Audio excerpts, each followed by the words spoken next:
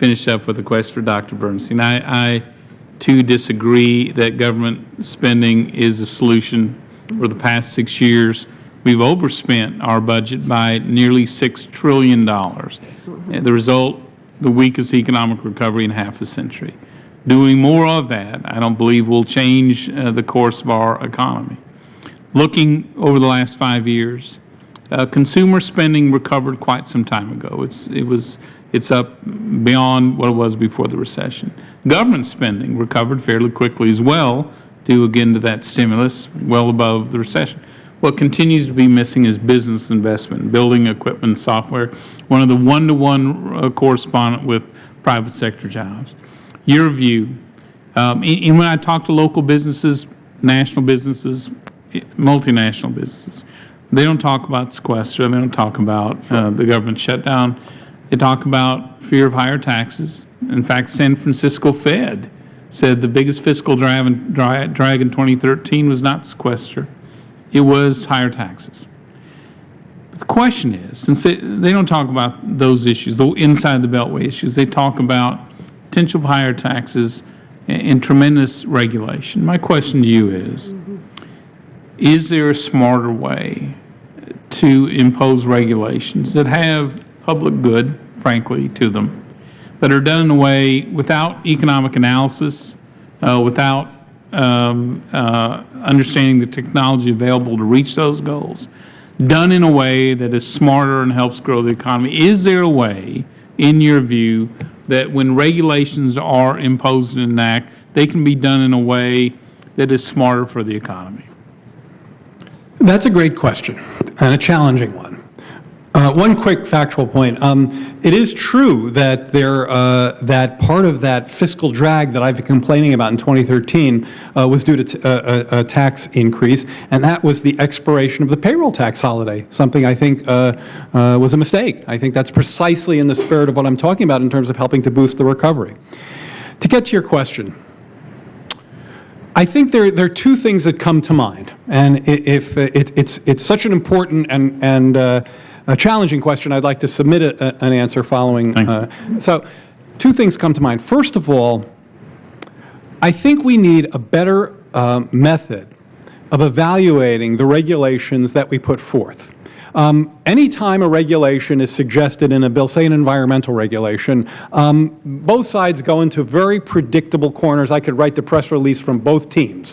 One says it's going to crash the economy, one says it's not. In fact, the truth, of course, always lies somewhere in between. But I think where the argument gets weighted in a way that's actually harmful to longer-term growth is that we almost never consider the benefit side of any regulation. So, for example, environmentally, I mean, most businesses will tell you that climate change, more volatile weather, unpredictability of the environmental impacts, rising water levels, particularly for businesses in any coastal area, are extremely problematic. But often our regulatory analysis only looks at the cost, not the benefit. So I would balance that out.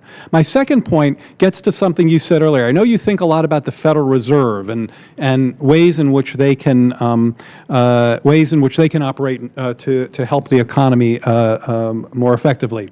Well, if you actually look at the last 3 business cycles, they ended because a financial bubble inflated.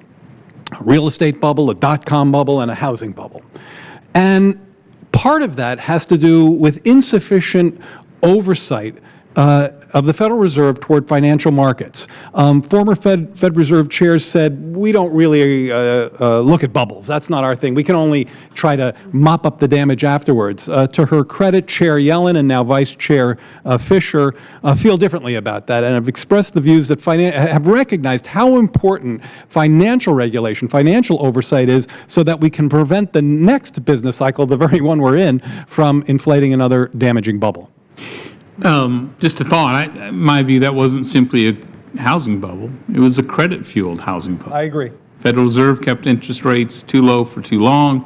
Federal government was encouraging banks and its own Fannie and Freddie to buy, frankly, and invest in mortgages that didn't have true value underlying them, and combined with a lot of other factors were part of it. Here's my point. I'll finish up on regulation. We took a look at the last 10 years of federal regulation.